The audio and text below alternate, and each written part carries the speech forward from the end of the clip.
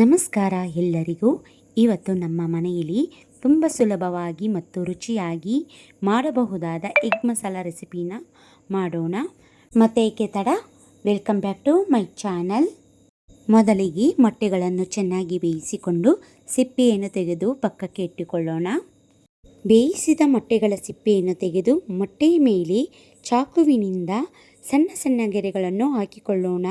ಹೀಗೆ ಮಾಡಿದರೆ ಮಸಾಲೆ ಮೊಟ್ಟೆಯೊಳಗೆ ಚೆನ್ನಾಗಿ ಸೇರಿಕೊಳ್ಳುತ್ತೆ. ಇವಾಗ ಮೊಟ್ಟೆ ಕೂಡ ರೆಡಿಯಾಗಿದೆ. ಒಂದು ಬಾಣಲೆಯನ್ನು ತೆಗೆದುಕೊಂಡು ಅದಕ್ಕೆ ಸ್ವಲ್ಪ ಎಣ್ಣೆ ಹಾಕಿ ಬಿಸಿ ಮಾಡಿಕೊಳ್ಳೋಣ. ಮಸಾಲೆ ರುಬ್ಬಿಕೊಳ್ಳೋದಕ್ಕೆ ಒಂದು 2-3 ಈರುಳ್ಳಿನ ಸಣ್ಣಗೆ ಉದ್ದಗೆ ಹಚ್ಚಿದಂಥ ಈರುಳ್ಳಿನ ಬಾಣಲೆಗೆ ಸೇರಿಸಿಕೊಂಡು ಚೆನ್ನಾಗಿ ಗೋಲ್ಡನ್ ಕಲರ್ ಬರೋವರೆಗೂ ಹುರ್ಕೋಬೇಕು. ನೋಡಿ, ಈ ಥರ ಗೋಲ್ಡನ್ ಕಲರ್ ಬಂದ ಮೇಲೆ, ಈರುಳ್ಳಿ ಬೆಂದಾದಮೇಲೆ ಖಾರಕ್ಕೆ ತಕ್ಕ ಅನುಗುಣವಾಗಿ ಹಸಿಮೆಣ್ಸಿಕಾಯಿನ ಸೇರಿಸ್ಕೋಬೇಕು. ಅದು ಕೂಡ ಚೆನ್ನಾಗಿ ಹುರಿದಾದ್ಮೇಲೆ ಒಂದು ಅರ್ಧ ಇಂಚಷ್ಟು ಶುಂಠಿ, ಒಂದು 2 ಗಡ್ಡೆ ಬೆಳ್ಳುಳ್ಳಿನ ಸೇರಿಸ್ಕೊಂಡು ಚೆನ್ನಾಗಿ ಫ್ರೈ ಮಾಡ್ಕೋಬೇಕು. ಇದಕ್ಕೆ ಸ್ವಲ್ಪ ಗೋಡಂಬಿ ಹಾಕ್ಕೊಂಡು ಚೆನ್ನಾಗಿ ಮತ್ತೆ ಫ್ರೈ ಮಾಡ್ಕೊಂಡಾದ್ಮೇಲೆ ನಾನಿಲ್ಲಿ 2 ಹುಳಿ ಟೊಮೊಟೊನ ಸೇರಿಸ್ಕೊಂಡು ಅದು ಕೂಡ ಸಾಫ್ಟ್ ಆಗೋವರೆಗೂ ಬೇಯಿಸ್ಕೊತಾ ಇದ್ದೀನಿ. ಈಗ ಮಸಾಲೆ ರೆಡಿಯಾಗಿದೆ. ಇದು ಕೂಲ್ ಆದಮೇಲೆ ಗ್ರೈಂಡ್ ಮಾಡ್ಕೊಂಬರಬೇಕು. ಒಂದು ಮಿಕ್ಸಿ ಜಾರಿಗೆ ರುಬ್ಬಿದ ಎಲ್ಲ ಮಸಾಲೆಗಳನ್ನು ಸೇರಿಸಿ ನಂತರ ಕೊತ್ತಂಬರಿ ಸೊಪ್ಪು, ಸ್ವಲ್ಪ ಪುದೀನ ಸೊಪ್ಪು, ಅಗತ್ಯ ಇರೋಷ್ಟು ನೀರನ್ನು ಬೆರೆಸಿ ನುಣ್ಣಗೆ ರುಬ್ಕೊಂಬರಬೇಕು. ಮಸಾಲೆ ನುಣ್ಣಗಿದ್ದರೆ ಗ್ರೇವಿ ಕೂಡ ತುಂಬ ಟೇಸ್ಟಿಯಾಗಿರುತ್ತೆ.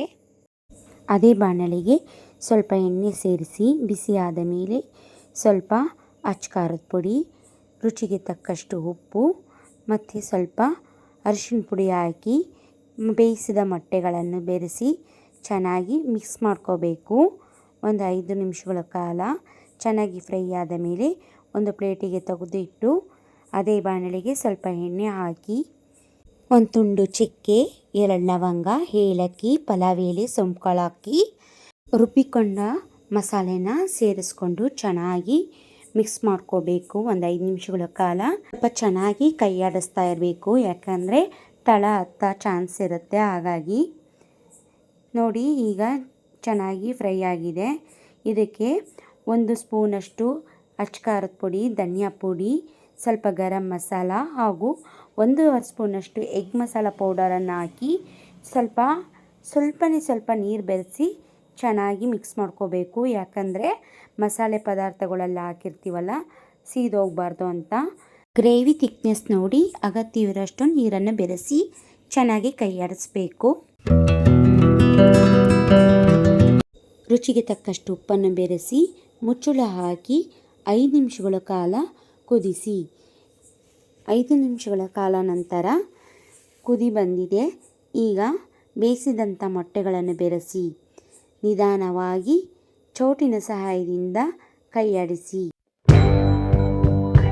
ನಂತರ ಕಸೂರಿ ಮೆಥಿಯನ್ನು ಕ್ರಷ್ ಮಾಡಿ ಸಿಂಪಡಿಸಿ.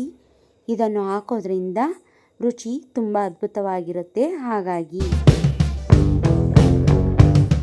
ನಂತರ ಮುಚ್ಚಳ ಹಾಕಿ ಒಂದು 2-3 ನಿಮಿಷಗಳ ಕಾಲ ಕುದಿಸ್ಕೋಬೇಕು. ಇವಾಗ ಎಗ್ ಮಸಾಲ ಕೂಡ ರೆಡಿಯಾಗಿದೆ. ತುಂಬಾ ಟೇಸ್ಟಿಯಾಗಿರುತ್ತೆ. ಗಾರ್ನಿಷ್ಗೋಸ್ಕರ ಸಣ್ಣಗೆ ಹೆಚ್ಚಿರುವಂಥ ಕೊತ್ತಂಬರಿ ಸೊಪ್ಪನ್ನು ಸಿಂಪಡಿಸಿದರೆ ರುಚಿಯಾದ ಎಗ್ ಮಸಾಲ ಸವಿಯಲು ಸಿದ್ಧ. ಇದನ್ನು ಅನ್ನ, ಚಪಾತಿ, ರೋಟಿ ಅಥವಾ ದೋಸೆಯ ಜೊತೆಯೂ ಕೂಡ ತಿನ್ನಬಹುದು. ತುಂಬ ಸರಳವಾದ ಇಂಗ್ರೀಡಿಯೆಂಟ್ಸ್ ಬಳಸಿ ಮಾಡಬಹುದಾದ ಈ ಎಗ್ ಮಸಾಲ ಒಮ್ಮೆ ಮನೆಯಲ್ಲಿ ಟ್ರೈ ಮಾಡಿ ನೋಡಿ. ಈ ರೆಸಿಪಿ ಇಷ್ಟ ಆದರೆ ಲೈಕ್ ಮಾಡಿ, ಕಮೆಂಟ್ ಮಾಡಿ, ಫ್ಯಾಮಿಲಿ ಫ್ರೆಂಡ್ಸ್ಗೆ ಶೇರ್ ಮಾಡಿ ಹಾಗೂ ಸಬ್ಸ್ಕ್ರೈಬ್ ಆಗೋದನ್ನ ಮರಿಬೇಡಿ. Thank you for watching.